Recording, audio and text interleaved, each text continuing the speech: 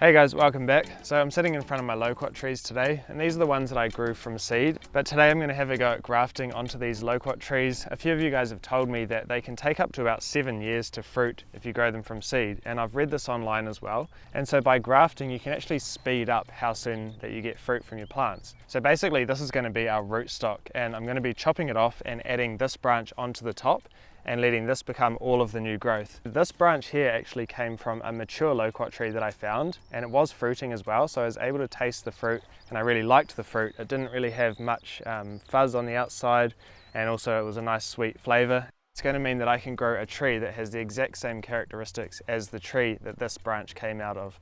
And so one of those characteristics is that it's old enough to be able to be fruiting, and so by adding this on I could get fruit as soon as even next year. So hopefully it all works out. I'll do updates as we go, and I'll bring you in close now anyway, and let's get into it and I'll show you how I graft this loquat tree.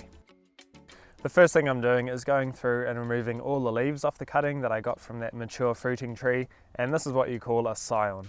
So I'm doing this in spring when the trees are actively growing and putting on new leaves, so that's a good time of year to do loquat grafts. And I'm just going to leave the bud on the end intact, and that's where the new growth will come out of.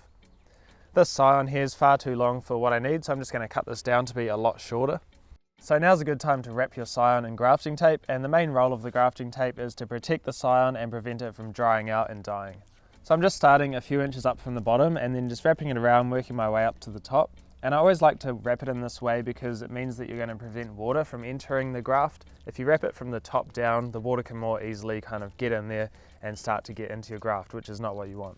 You can see that I'm putting a bit of stretch in the tape as well, and with loquats their bark is a little bit soft, so it's good to make sure you don't over tighten the tape. So just do it tight, but not so tight that it's going to dig in when the graft expands in size.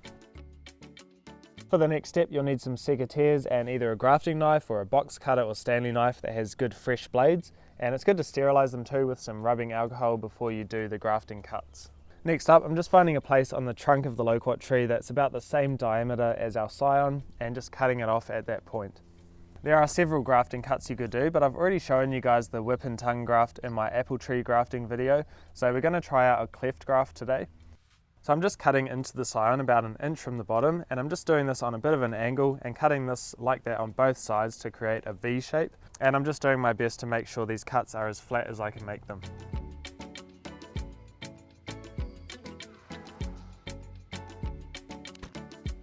So if it's not quite how you want it, just do another cut so you can get it nice and flat. Now we've just got to do a single slice down through the middle of the rootstock, about the same depth as the cut that we've done on the scion. And now we can just put the two bits together, so just placing the scion through that slice of the rootstock and just sliding it down and trying to match it up as best as we can. Sometimes both sides won't match up perfectly, so the best thing to do is just to focus on getting it lined up really well on one side, making sure the bark of the rootstock and the scion is aligned on that one side, and this will make sure the cambium layer underneath the bark has good contact, which is what you need for the graft to be successful. Now starting at the bottom, we can just wrap the grafting tape up, and I'll work my way up, making sure I put a bit of tightness around the graft point to hold it all together nice and secure, and also to keep the cambium layers in contact and stop it moving around. And it will also help to keep the water out while the graft heals together. If you think the graft needs to be pulled together tighter, you can twist your graft tape up like a string and wrap it around, but just be careful about making it too tight, as it could dig into the trunk over time if you leave it on as the trunk thickens and grows.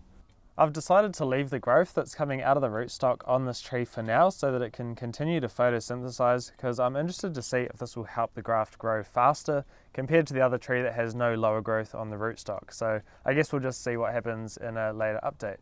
Alright, so that graft is all done. Let's quickly do the other one and then we'll fast forward to the results of how they turn out.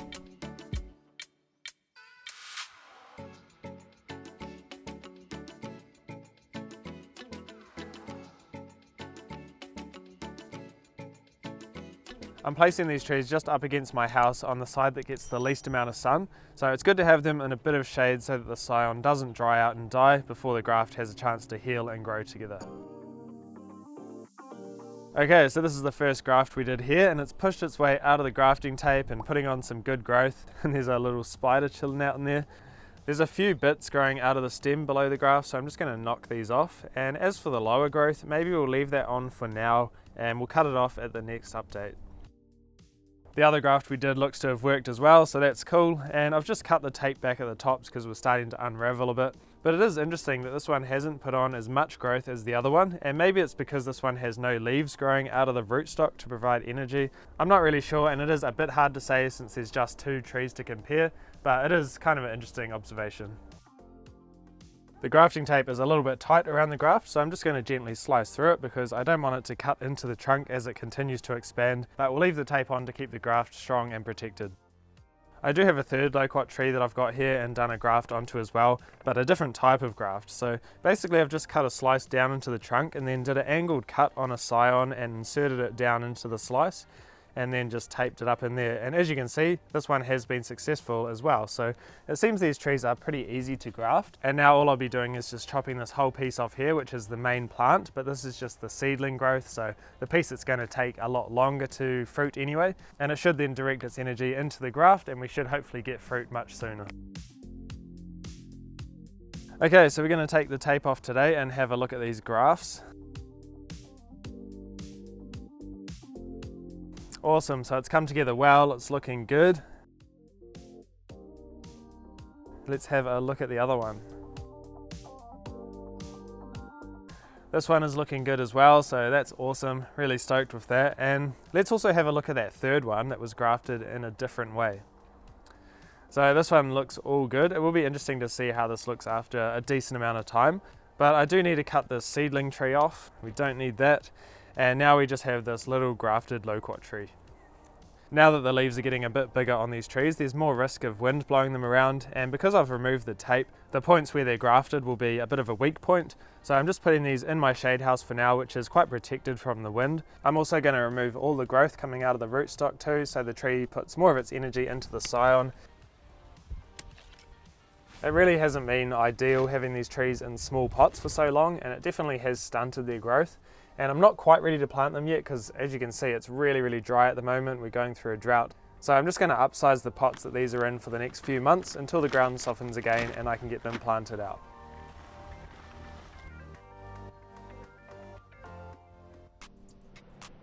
So the loquat trees are still doing well, and it is winter at the moment, so I will be getting these trees in the ground by springtime, and they'll hopefully put on some good growth then once, you know, they can get their roots actually down into the ground rather than being in a container. But this was my first time ever grafting loquat trees, so it's definitely a skill that anyone can learn. It's quite a fun and useful skill to have, so I encourage you to have a go with grafting if it's something that you're interested in. Yeah, if you enjoyed the video, make sure you give it a thumbs up down below. I really hope you found it useful or interesting in some way. Hope you have an awesome rest of your day, and I look forward to seeing you in the next one. All right, bye guys.